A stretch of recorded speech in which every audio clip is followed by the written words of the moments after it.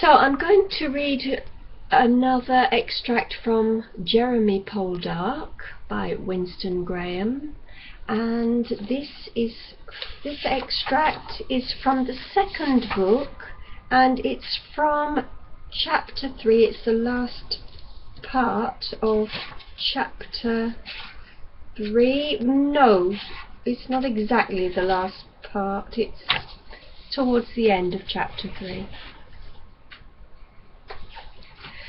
So it had all come round like in a circle, thought Demelza. 3 years since we spent Christmas at Trenwith, and just such another day, cloudy and quiet. Then I was that frightened I hardly knew what I was saying.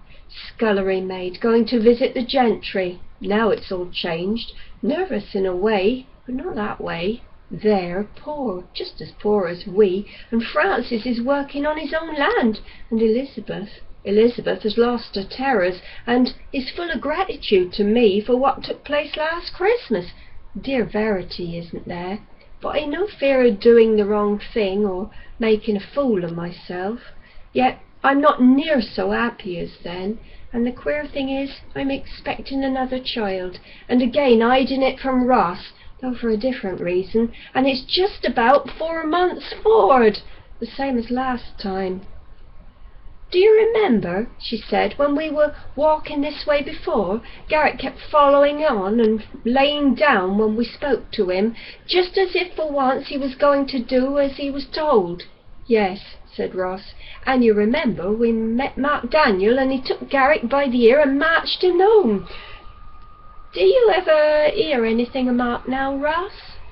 I don't know how he's faring with all this upset, but Paul saw him last in Roscoff. Don't you think it would be safe enough for him to come home? No, if things get too bad in France, he should go to Ireland or America. But there'd be no peace of mind for him here, even under an assumed name. Last time there had been Verity at the door to greet them. Today Demelza noticed the weeds growing in the drive, the grass rank under the trees, the patched-up window and the unpainted gate leading to the orchard. Tab let them in, and the old faded Trenwiths in their dresses and cloaks of crimson and amber stared coldly over the ringing empty hall. As they took off their cloaks, Elizabeth came out of the winter parlour. Demelza was surprised to see her wearing the frock of startling crimson velvet, with the cascades of fine lace which she had worn at Julia's christening. There had been no suggestion that this was to be a party, and Demelza, feeling that any display in the present circumstances would be looked on as bad form by these well-bred people, had come in her newest afternoon dress. So she's still interested in Ross, thought Demelza with a sharp twinge, and any gratefulness to me won't make the least difference. I might ha' known. Nevertheless, she went forward with a smile on her face and was graciously welcomed. Too graciously, she at once thought. It didn't ring true, like the sick Elizabeth of 12 months ago. What a fool I've been! Francis was not there to welcome them, but when they had taken off their cloaks, he came out of the big parlour. He was a little hesitant at this first proper meeting, and there was a glass in his hand. The two men eyed each other for a second. Francis said, "Well, Ross, so you came." "I came." "It's a good thing, I think. I'm glad, anyway." He put out his hand rather tentatively. Ross took it, but the clasp was not a long one. Francis said, "We were always good friends in the past." "The best way," Ross said, "is to forget the past." "I'm very willing. It's a bitter subject."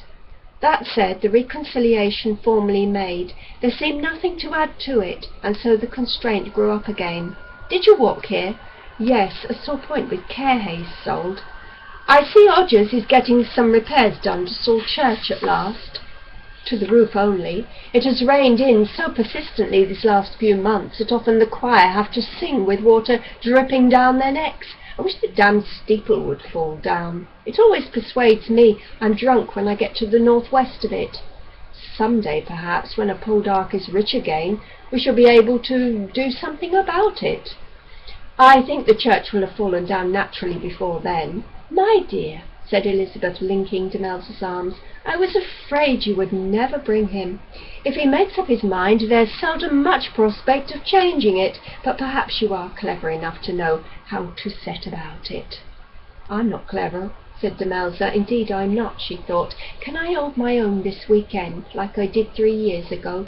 This time I haven't the art. I'm too miserable and sick in mind to want to fight for him, if he doesn't want me." "My father and mother will be here for dinner," said Elizabeth. "Also Dwight Ennis.